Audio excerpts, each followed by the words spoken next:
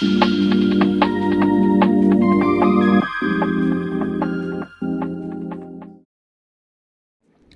membrana celular es una estructura fundamental para la vida de las células. Actúa como una barrera selectiva que regula qué sustancias pueden entrar y salir, asegurando que la célula funcione correctamente. Gracias a su composición de una bicapa lipídica con proteínas integradas, la membrana permite el intercambio de nutrientes, la eliminación de desechos y la comunicación celular. ¿Pero por qué es importante el transporte de sustancias? Bueno, sin él la célula no podría sobrevivir ni llevar a cabo sus funciones esenciales. El transporte de moléculas cumple varios roles fundamentales dentro de la célula, como mantener el equilibrio celular permitiendo la homeostasis y asegurando que las condiciones internas sean óptimas para su funcionamiento, generar energía ya que el transporte de iones y moléculas participa en procesos claves como la respiración celular y la producción de ATP, facilitar la señalización celular permitiendo la comunicación entre las células mediante la entrada y salida de mensajeros químicos y por último regular la entrada de nutrientes y la salida de desechos asegurando que la célula reciba lo necesario para su metabolismo y elimine lo que no necesita.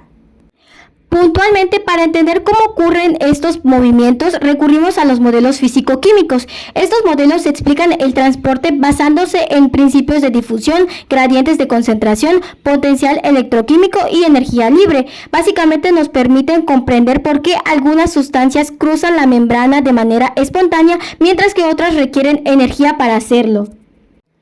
Existen diferentes formas en las que las sustancias pueden atravesar la membrana celular y estas se pueden clasificar en tres grandes grupos. El primero es el transporte pasivo, que esto ocurre sin gasto de energía e incluye la difusión simple y la difusión facilitada. Por otro lado nos encontramos con la filtración y por último el transporte activo.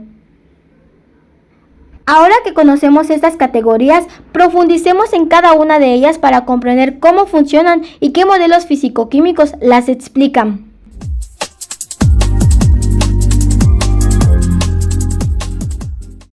La filtración es un tipo de transporte pasivo en el que el movimiento de sustancias ocurre a través de los poros de la membrana debido a una diferencia de presión entre ambos lados.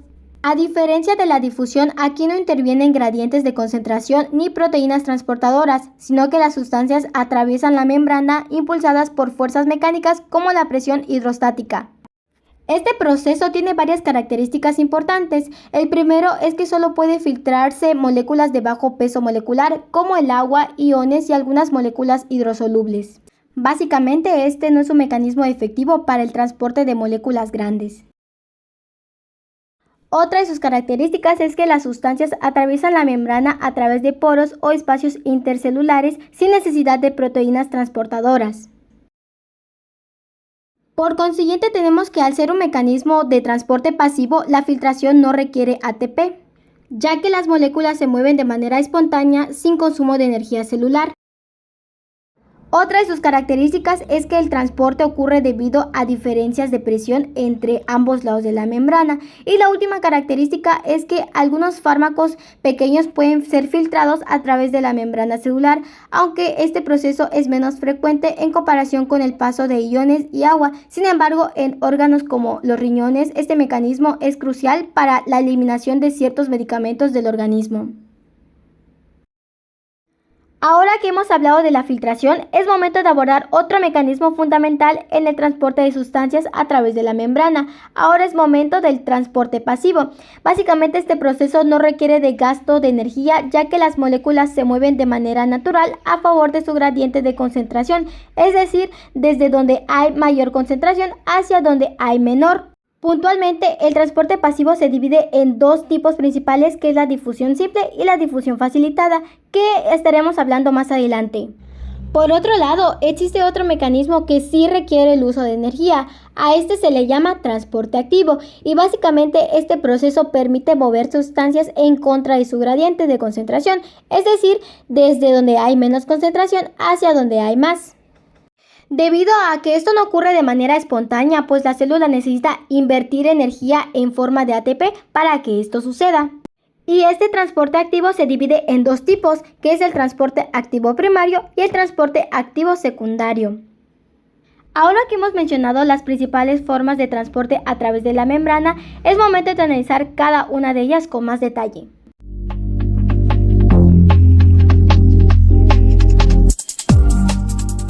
Ahora profundicemos en una de las formas más básicas del transporte pasivo, que es la difusión simple. Bueno, este proceso ocurre cuando las moléculas atraviesan la membrana celular sin la necesidad de proteínas transportadoras ni gastos de energía. Se da a favor de su gradiente de concentración, es decir, desde donde hay una mayor concentración de la sustancia hacia donde hay una menor concentración hasta alcanzar un equilibrio. Por otro lado, para que una molécula pueda difundirse de esta manera, debe cumplir ciertas características. El primero de ellas es que ocurre únicamente con moléculas pequeñas y no polares, como el oxígeno y el dióxido de carbono y algunos lípidos. Otra de sus características es que la tasa de difusión depende de varios factores, es decir, la diferencia de concentración a ambos lados de la membrana, la permeabilidad de la membrana a la sustancia y el tamaño de la molécula. Y la última característica es que este es un proceso rápido y eficiente cuando las condiciones son óptimas, es decir, cuando hay una gradiente de concentración pronunciado y la membrana es altamente permeable a la sustancia en cuestión. En cuanto a la importancia, este proceso desempeña un papel esencial en la fisiología celular y algunos de sus principales aportes incluyen el intercambio gaseoso, que básicamente este es crucial en los pulmones donde el oxígeno se difunde desde los alvéolos hacia la sangre facilitando su transporte a los tejidos. Otra de la importancia es la eliminación de desechos y regulación celular, es decir, que la difusión simple permite la eliminación eficiente de sustancias como el dióxido de carbono y de igual manera juega un papel clave en la regulación de la temperatura celular. Para comprender mejor el comportamiento de la difusión simple, podemos recurrir al modelo de Fick, el cual describe matemáticamente cómo se da el movimiento de las moléculas a través de la membrana.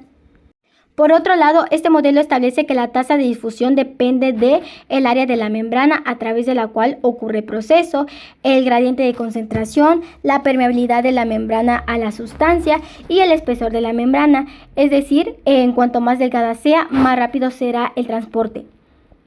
Y como pueden apreciar en la pantalla, de esta manera se expresa el modelo de Fick matemáticamente.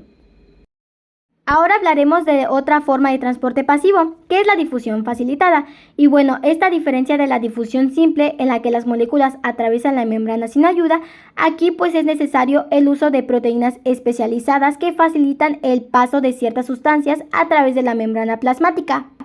Este mecanismo permite que las moléculas que por su tamaño o carga no pueden cruzar libremente a la bicapa lipídica, pues logren ingresar o salir de la célula sin gastar energía. Puntualmente, la difusión facilitada presenta características claves que la diferencian de otros tipos de transporte. Y bueno, para que este proceso ocurra es necesario que haya proteínas específicas en la membrana. Estas pueden ser de dos tipos, pueden ser canales iónicos, transportadores o permeáceas.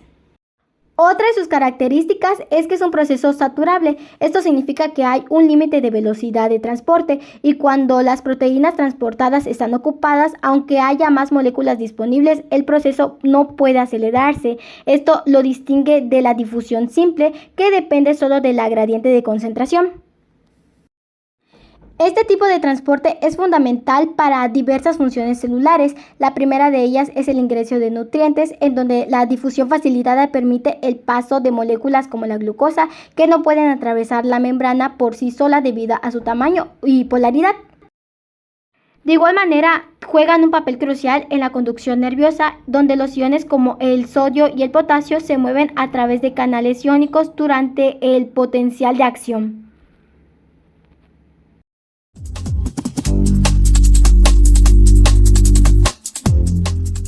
Bueno, como ya había comentado en un principio, pues existen dos tipos de transporte activo, que es el transporte activo primario y el transporte activo secundario.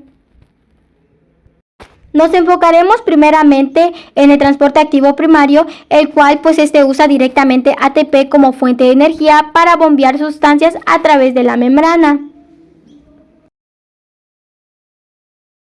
Un gran ejemplo de transporte activo primario es la bomba de sodio y potasio, que es una proteína fundamental para el funcionamiento celular. Y bueno, en esta bomba pues se expulsan 3 iones de sodio fuera de la célula, se introducen 2 iones de potasio al interior de la célula y usa ATP para realizar este proceso en contra de los gradientes de concentración de ambos iones.